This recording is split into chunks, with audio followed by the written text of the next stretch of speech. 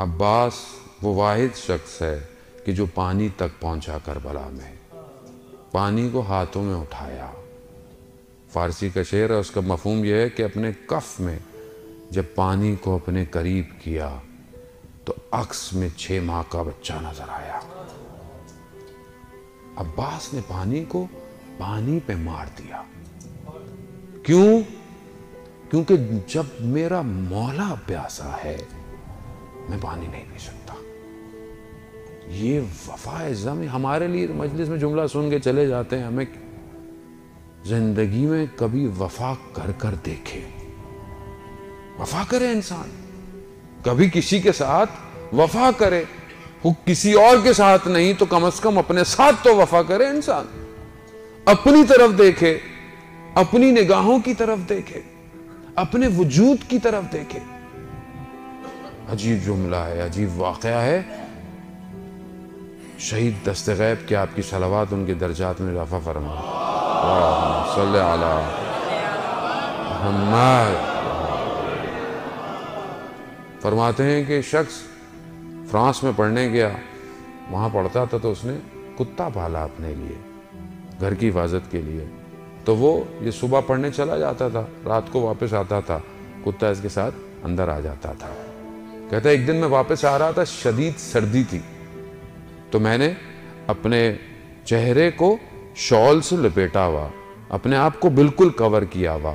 تو جب میں گھر کے پاس پہنچا تو میرا کتا مجھے پہچانا نہیں، تو اس نے میرے اوپر حملہ کیا۔ حملہ کرنے سے کیا ہوا کہ میری شال میرا جو تھا وہ ہٹ گیا۔ تو جب اس نے دیکھا کہ میں ہوں، میری آواز سنی تو ایک دم رک گیا۔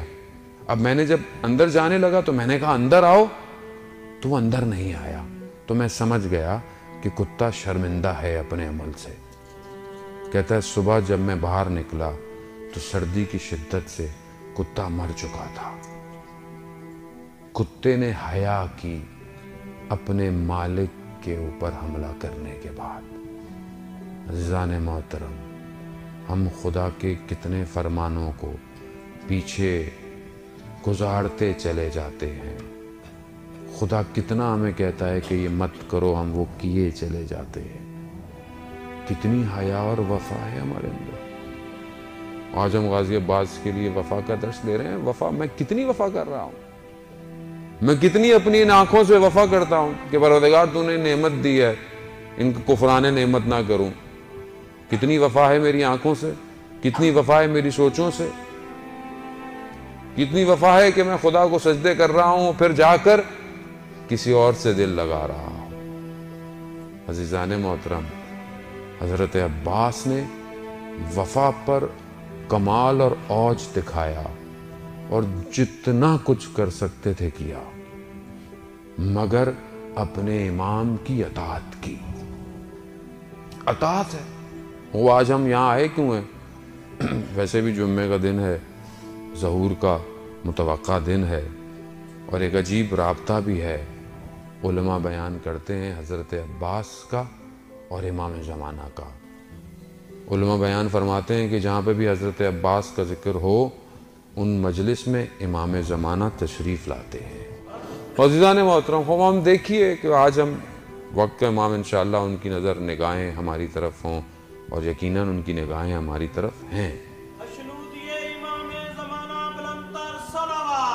اللہم صلی علی محمد آل محمد۔ خوب آئیں کہ جس طرح غازی عباس نے اپنے وقت کی امام کی اطاعت کی، ہم بھی آئیں اپنے وقت کے امام کی اطاعت کریں۔